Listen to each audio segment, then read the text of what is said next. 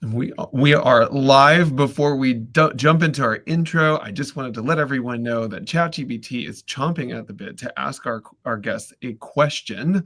And the question that, John, you can think about for about 20 minutes is, you've seen brands grow and implode. What's the single biggest red flag a leader is about to destroy their brand? Bad decisions, bad culture, or the phrase, let's go viral on TikTok? So we will come back to that after the conversation. I love the question. So we are very excited to have John Golden joining us today. He is the Chief Marketing Officer of Pipeliner CRM and host of the Sales Pop podcast. And John, as you know, we always like to start by asking our guests the simple question: what is on your mind? What is on my mind right now is continuing to grow our podcast and to continue to deliver value to listeners and viewers, and continue to build on the community that we have built already. But as I said, it's really all about like continuing to bring value and build upon what we've accomplished to date. So as a fellow podcast, obviously we're a podcast and you're a podcast host. So we have an interesting story as to how we started our podcast, and we can get that in a bit. But what was the reason you started? Was this like a part of your company's outreach? What led you to start that podcast? Yeah, no, it's pretty straightforward. So one of the things that when I first joined Pipeliner, I'd been running some companies. Those companies had been sold to a private equity group, and I had started doing my own kind of management consulting. And I was contacted by Nicholas Kimler, who's the founder of Pipeliner CRM, because in one of the books I'd written, I had a chapter about CRM, and he wanted to kind of talk to me about that, and he wanted to prove me wrong on my on what I had written about CRM, which was highly unflattering, right? And the book was Winning the Battle for Sales, and it was based on different like battles and stuff through history. And this one was David and Goliath, and basically the story of David and Goliath. Like the king offers David the latest, greatest technology, latest swords and weapons and armor and all that. Yeah. And he puts it on, and then he goes, I can't move in this thing. So he takes it all off, throws it away, goes out with the old sling, knocks over the giant, and and we know the story. So my point was, oftentimes, like especially legacy CRM, when it's put on top of people, it's literally like that. It's a burden. It's not helping them. It's restricting all of that. So anyway, cut a long story short, he reached out to me and said, I'm going to show you a CRM that's different. And he did. And then we did a few projects, and then I joined him, and he said, come on board and help me launch this in the US. So I did.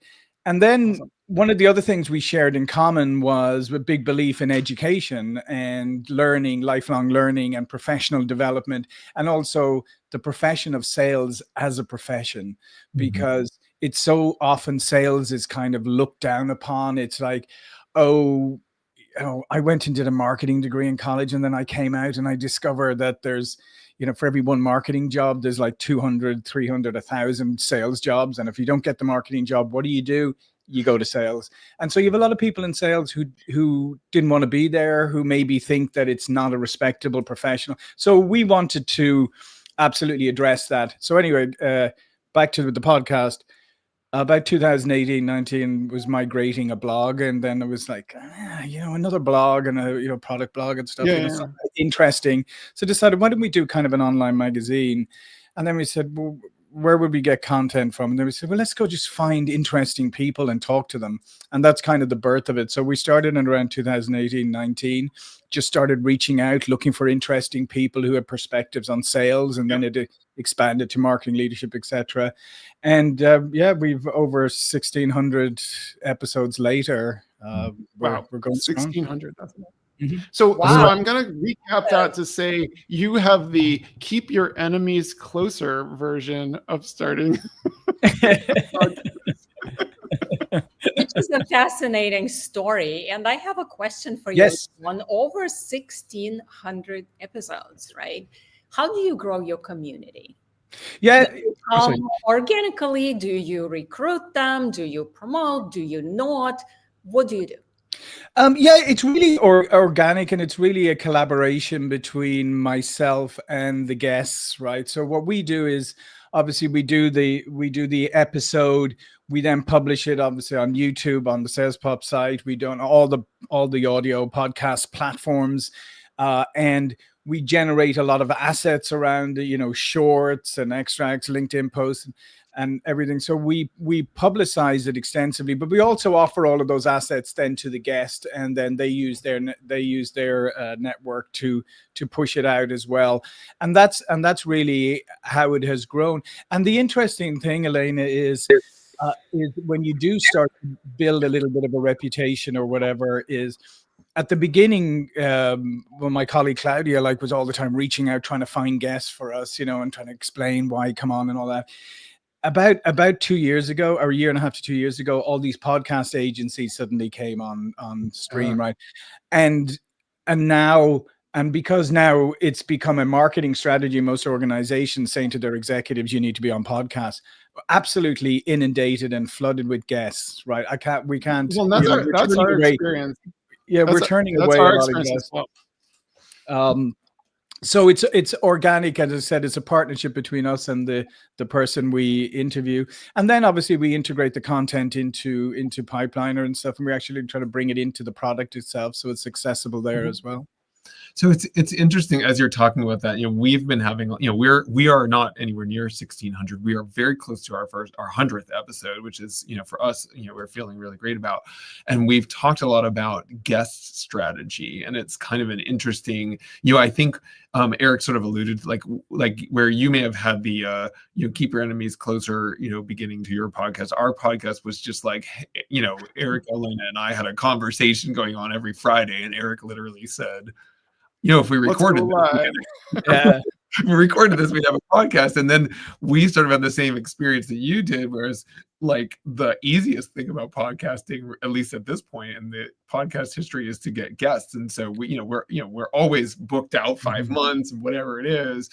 But it's interesting for us, I think, as we sort of get to this 100 milestone, is like, how do you start to really think about who are the guests you want on, and what do they bring something to the table? Is there a relationship you're trying to build, and so forth? That's kind of, the thing that we've been toying with. So interested in your thoughts on that, but. Yeah, no, absolutely, and we have, and over time, yeah, we have kind of moved a little in the profile of guests, and that, and you move. Not to in any way say the early guests were fantastic. We got some people who I don't even know why they came on the podcast. They didn't have to. It was we were unknown at the time. I think one of the key things, Jeff, is that this is a very giving community right now. Hopefully it stays that way and doesn't get like cutthroat like the others, but there's a lot of collaboration in this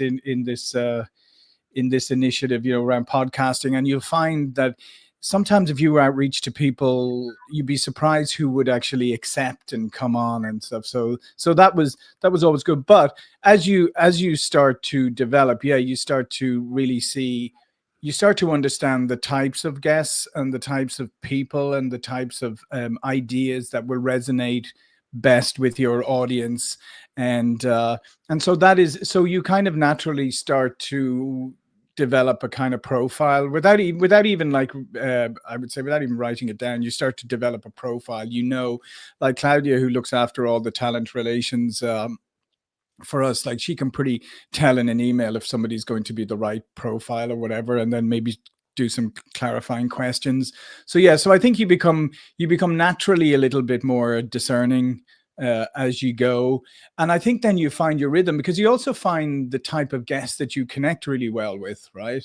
And that's an important part too, is just that chemistry between guests, because like you said, conversational podcasting, that's my favorite. That's what I like to listen to. That's what I try to do on ours. And some people are really good at that. Some people are great, they'll come and they'll be a guest and they'll flow conversation.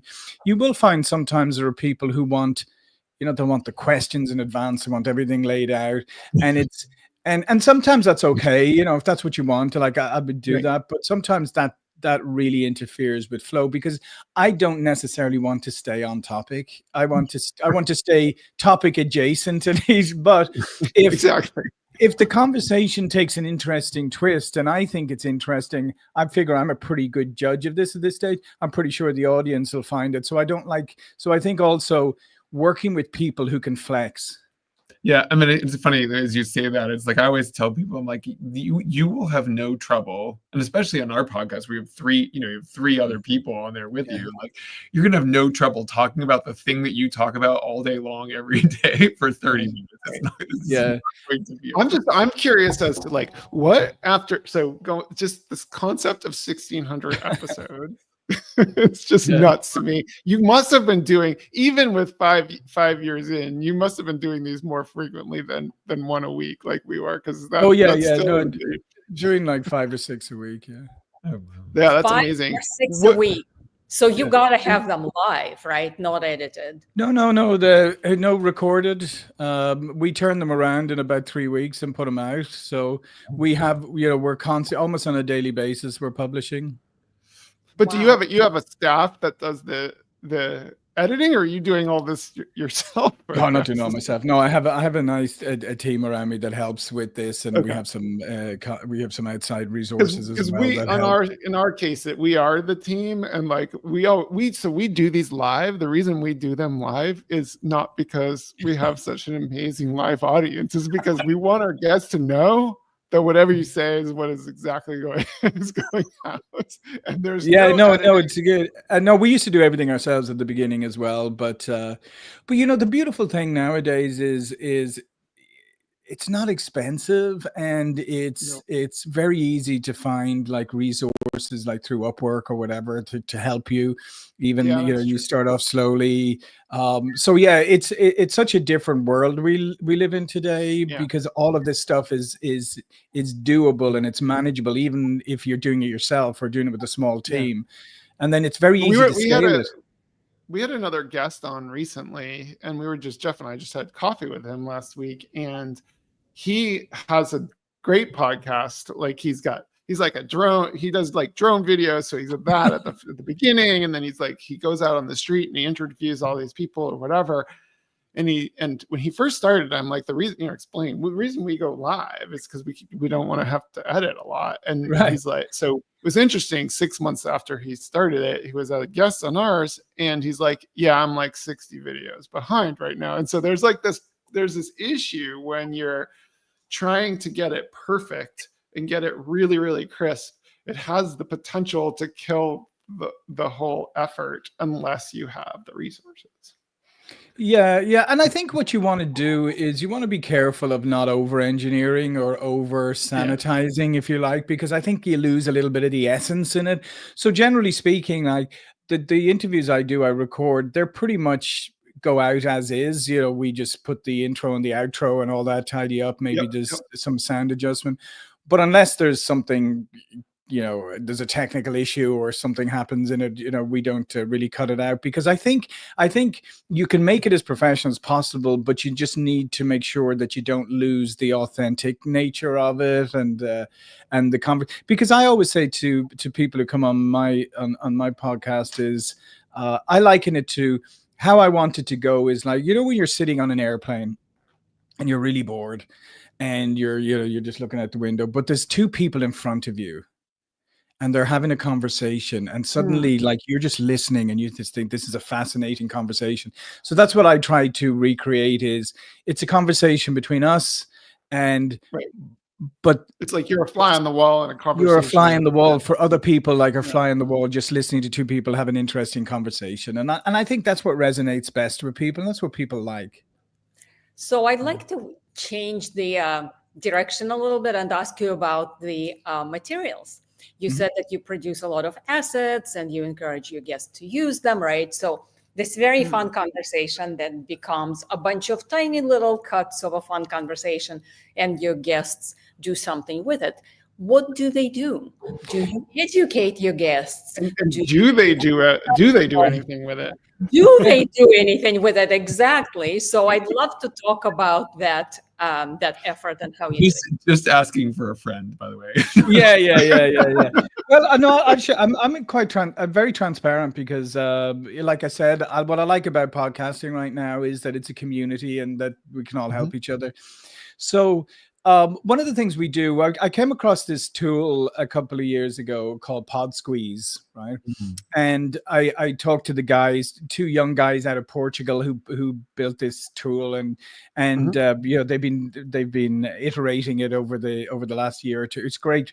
So when we do an episode, you literally plug the episode into Pod Squeeze, and it creates everything you could possibly want from an asset point of view. So it'll create email if you want, it'll create a newsletter if you want, it'll create LinkedIn posts, it'll create you know, graphics, everything you could possibly, and so many. I mean, I can't remember, they keep increasing, but when you run it through, it probably comes out with about 15 different assets and stuff. So we make all of those, we use them ourselves, but we make those available. And with some guests, we'll have, like, they'll say, well, I have my social media guy, or I have my marketing person who does this or whatever, and you know, they take all the assets and they use them. If it's people who are more kind of solo operators, you know, they'll do their best, probably not as much as, you know, if they had somebody to do it.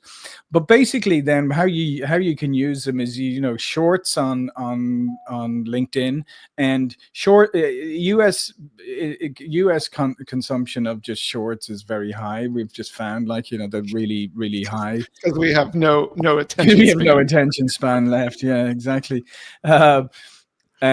So shorts, and then you can use those for Instagram stories or TikTok, depending on where your audience happens to be.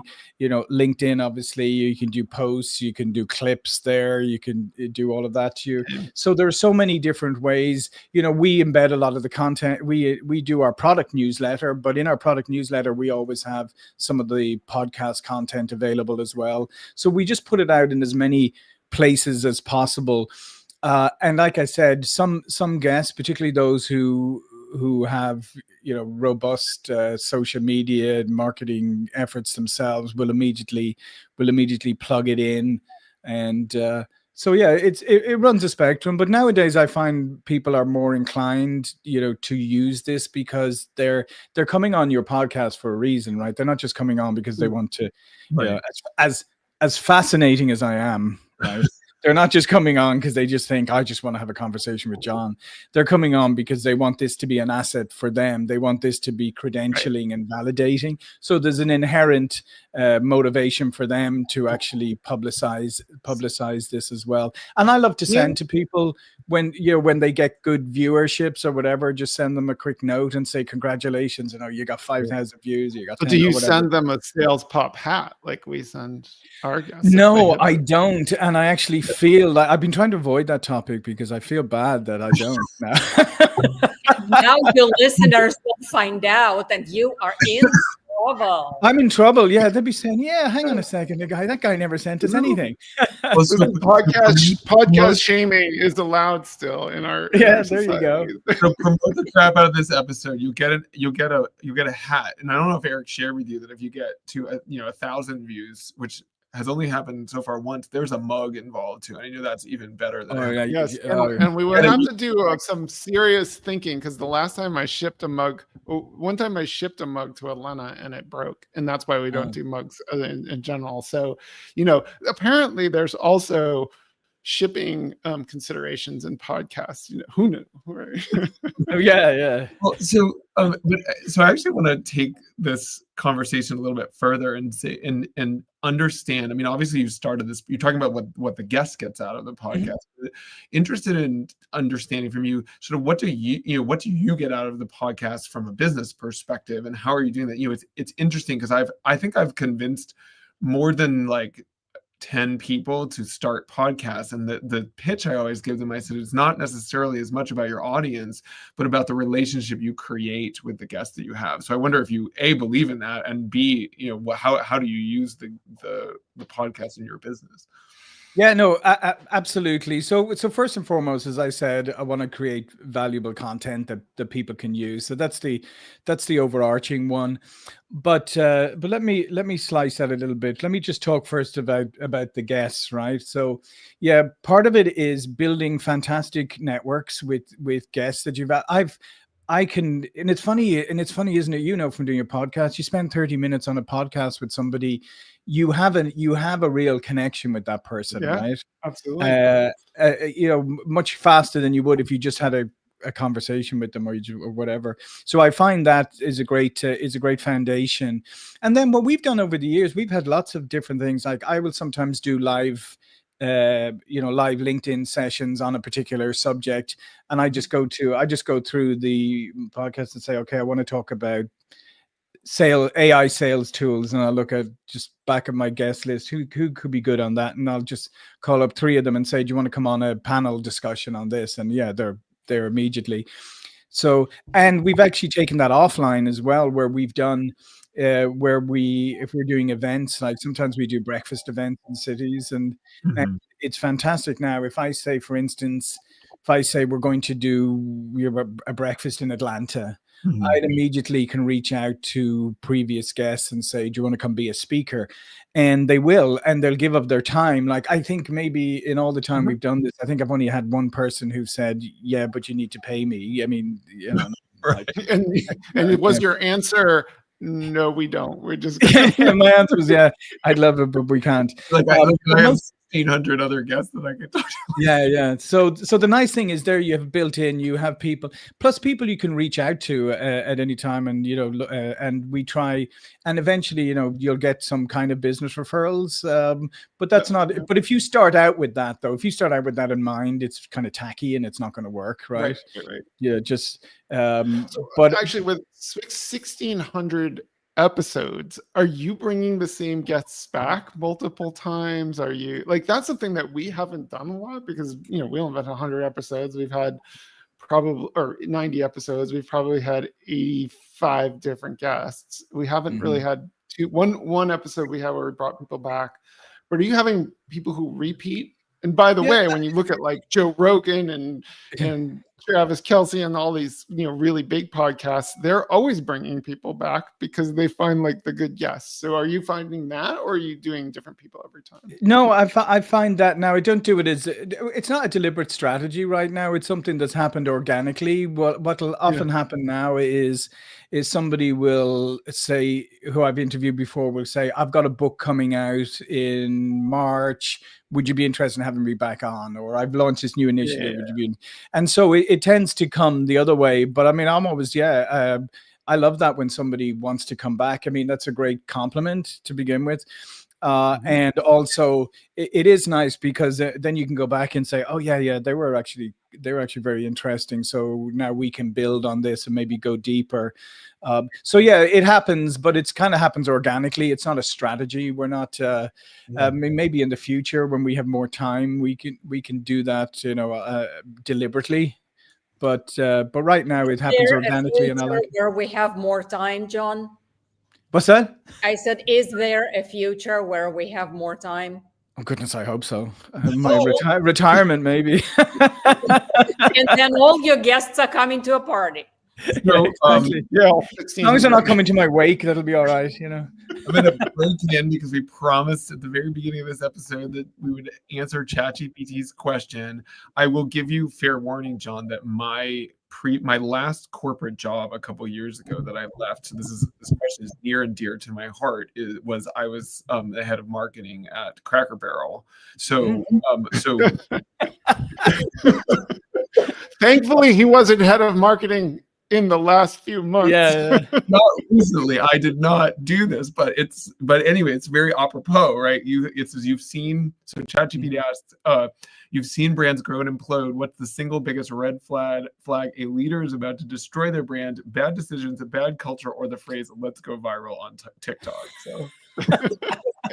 If it's a shitty yellow logo, it's probably or we're gonna take the old guy off the logo. That's another one. Yeah, I think it's I think the biggest red flag is not knowing your customer well enough, and maybe the other part is not appreciating your customer enough. I mean, especially when you take Cracker Barrel, when you have this, I mean, there's people, I mean, I lived out in the DC metro area for a while, right? So, I mean, I'm familiar with Cracker Barrels. I think maybe I've been in there once, not really my cup of tea, but I can see the attraction of it, and I can see how it has its own tribe, if you like. Yes. I hate to use these buzzwords, but they love those. And I think that's the biggest red flag, is when you start to think that you know better than your customers, or maybe that you think, well, I'm not sure I really, this isn't, is this the customer base we want? Do we want this other, and you start to second guess, what has built you. I think Jaguar just did the same thing recently, which a completely insane pivot. Sorry, I don't know this story. What happened with Jaguar? Oh, Jaguar, the car company, they launched these ad campaigns and everything that don't have the car in them and have all these colors and kind of weird people. And it's just, and it's so out of sync with, their traditional customer. Anyway, it's been a complete disaster. But on the flip side, you get these stories like, did you follow this whole, was it Nutter Butters, where they put these like random, super weird AI generated like TikTok ads, and they went completely viral, and it just got tons of press for them. Like sometimes it works, but sometimes it works. But there again, I mean, you're talking about a candy there, right? And that's candy is kind of ubiquitous. Everybody likes candy. But if you're taking like Jaguar cars, luxury car, you have the Jaguar on the front and all of that kind of stuff, and then you just trash all that and say like we're going to go in this weird like strange psychedelic thing that nobody understands. Benetton ad for a Jaguar. And the same thing, as I said, with Cracker Barrel. I think so for me, the biggest thing is when you start to think that you know better, when you start ignoring your customers and not appreciating, because that's the other thing is, like, I mean, you look at Cracker Barrel, like, were they not appreciative of all these people who were so loyal to their company, who came all the time, who loved the tradition of Cracker Barrel? And you just go, that doesn't matter, because we want to be super cool and modern, and we want to turn it into, like, I think even their stores, they wanted to turn them into more like Chipotle store, like much more kind of what would you call it, kind of sanitized and all of that, just and so I think that, and I always come back to, I know Spinal Tap 2, the second one is coming out, but for those that are not familiar, Spinal Tap, the mockumentary, I think originally came out, I think in the 80s or 90s or whatever, I can't remember. Yeah. But there's a fantastic line in it that I use all the time, and that's where they've released an album and they get slammed for it being for the cover being sexist, right? And meanwhile, their biggest rival releases an album at the same time, and it's just as risque a cover, and they're like, whoa, why is ours sexist and why is his okay? And he goes, because he's the objectified person, the other one, right, in it, and the women are objectifying him.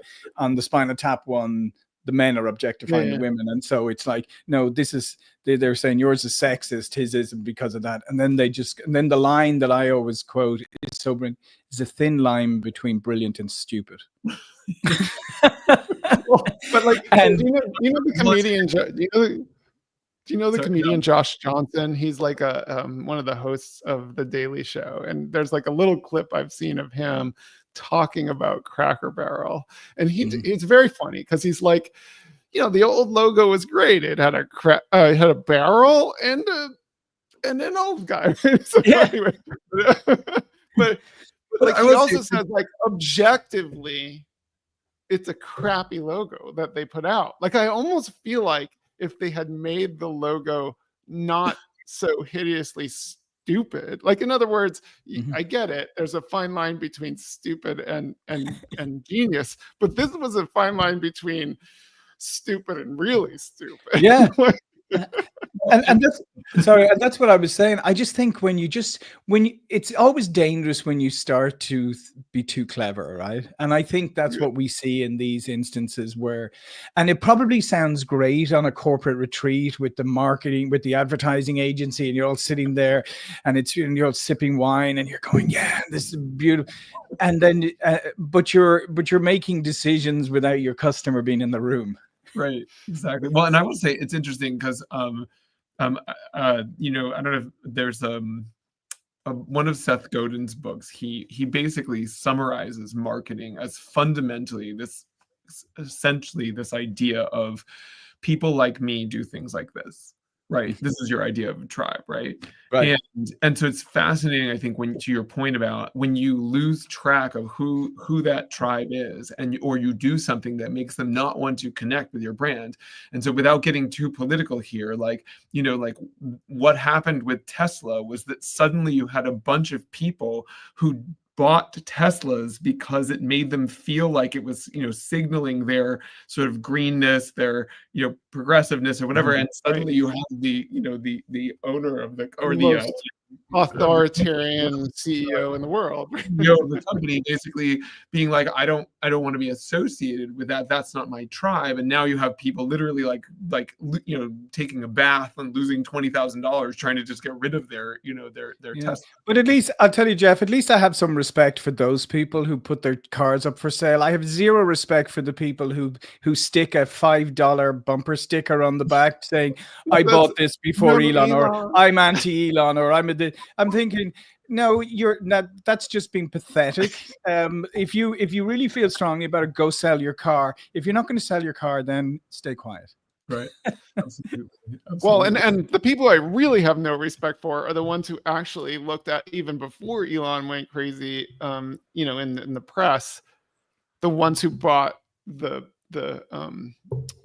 truck, the cyber truck.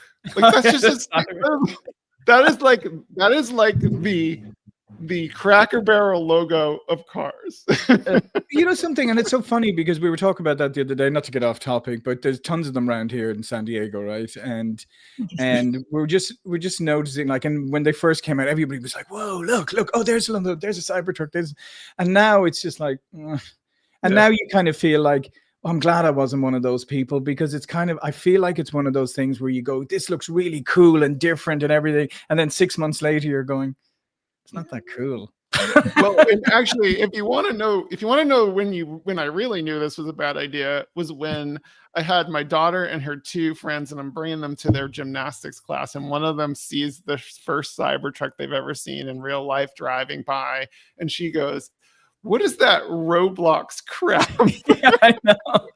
It is. When we first saw it, it was just reminiscent of those.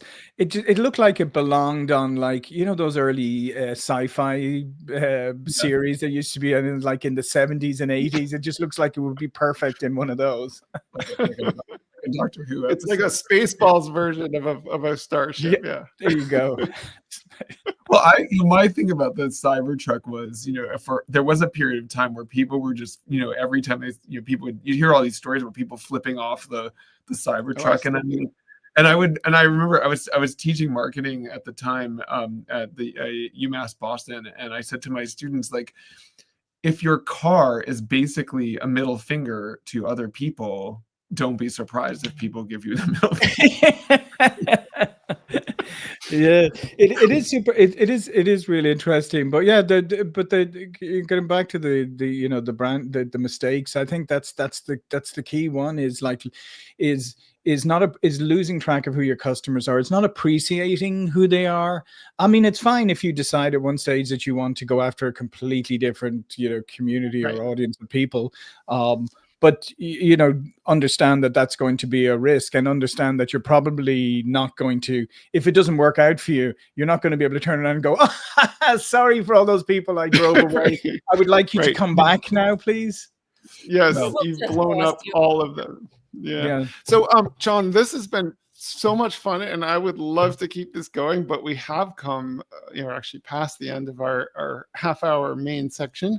Before we leave, though, what we'd love to do, and what we always do, is we go around and ask everybody to give one thing that they want to leave our audience with. And what I don't tell people in our little preamble pre-show thing is I always make the guests go first, because it's kind of like a hazing ritual or something like that. So what you have no time to think about it. What's one thing that you want to leave our audience with? Yeah, if you're going to get into podcasting, be authentic. Just be your authentic self. Don't try to develop a persona. Don't try to, look at other things and say, oh, I need to be a bit of Joe Rogan, a bit of this and a bit of that. Be yourself. And if you're funny, be funny. If you're not funny, don't be funny. Be analytical, whatever. There's room. Find the right style for your podcast that fits who you are. Absolutely. Well, John, thank you. And I will say, interestingly, like Eric often says in his preamble, if you're funny, be funny. If you're not funny, still be funny. So maybe we should change that. Well, actually, what I meant is, don't feel the pressure to try and be funny. Right. And if you're not, but I have a friend, by the way, who she's like, yeah, you guys are just chatting on your podcast. And like my podcast, it's like super serious or whatever. And I said, yeah, why don't you should just call your podcast the Deadly Serious Podcast. And that's just the name of it. And then you just embrace it. Serious. Like, what were you expecting with a name? Well, because I mean, I listen to a lot of podcasts and stuff, and I mean, there's ones that I listen to. I'm listening to them because I want to hear a serious discussion between. I don't want them to be making silly jokes. I'm listening for the serious content. So just embrace who you are and embrace what you want to do. Yeah. John, before I give my one thing, what's the best way for people to connect with you? You can find me at LinkedIn, salespop.net, pipelinersales.com. I'm pretty easy to find. Awesome. Excellent. Well, I would say, I guess, my thing that I will sort of pick up on, and I'll build on that Seth Godin comment of, people like me do things like this. And ultimately, that's what it boils down to with podcasts as well, right? Is people like me listen to a podcast like this is ultimately what you're trying to create as a podcaster, like let people feel like this isn't the tribe that I want to be part of. So with that, I will pass it to Elena. Yes, and on my end, I would say that if anybody wants to get into podcasting, there are two things about it. One, it is a tool, and this should be used strategically because it is an investment of time and resources, and do a good job, right? Use every asset, promote it, take it as any content to the nth degree. 1 and 2, understand it's a long haul. It takes a while. It's not like an overnight thing to get to some prominence, which you did, by the way, John. So congrats on that. Yeah, no, I wish I had mentioned that actually, Lane. I'm glad you did, and because I've had a lot of people reach out to me over the last couple of years, especially since COVID. Everybody suddenly started trying to start podcasts. As I said, it's infiltrated marketing departments where they're either saying we need a podcast or we need to get your people on podcasts. But the people who've reached out to me, I've always, they'll say I've done 20 episodes and I'm getting no views, nothing. And I'm like, yeah. Welcome to the world. Unless you are a celebrity and you have a name and you launch a podcast, if you're a celebrity, you're going to get a lot of views and subscriptions immediately. If people don't know you, you're just going to have to build it up. It's going to be a hard slog, just like anything else in life. But it's about sticking. If it's something that you want to do, you have to commit to sticking with it and realizing that it could take you years to build up your podcast. Absolutely. Yeah. So I'm going to round this out with my one thing, which I'm actually going to take liberty on and actually do two things, which sometimes I do. I think that your point of don't get cocky and think you know better than your clientele, your audience, whatever. I think that is so important to keep in mind. Like, just you like you said, you mentioned this sort of, like, you set up this scene of like people sipping wine while they were deciding what to do with Cracker Barrel, and I'm like, if you're sipping wine, you have a problem. You should be sipping a cup of thick brown gravy if you're talking about Cracker Barrel. You should be having they should be having their meeting in the Cracker Barrel. In the Cracker Barrel with chicken and dumpling and biscuits and like thick gravy. Yeah. So my other thing is I'm so blown away because here we are congratulating ourselves right before you got on for hitting episode 89, and you're talking about episode 600, and I'm just absolutely blown away by that number. That is amazing that you guys have been doing this, for as long as you have, and the frequency which you've been doing. That's fantastic. So, John, thank you so much for joining us. This has been a fantastic conversation, and we'd love to keep in touch. And hopefully, we've created that that rapport with you that we were talking about. Absolutely. Look, it's been a pleasure, and it was a very enjoyable conversation. Great conversation to have on a Friday. Absolutely. Absolutely. Thank you, John. Thank you. Thank you, Elena. Thanks, Jeff, Eric.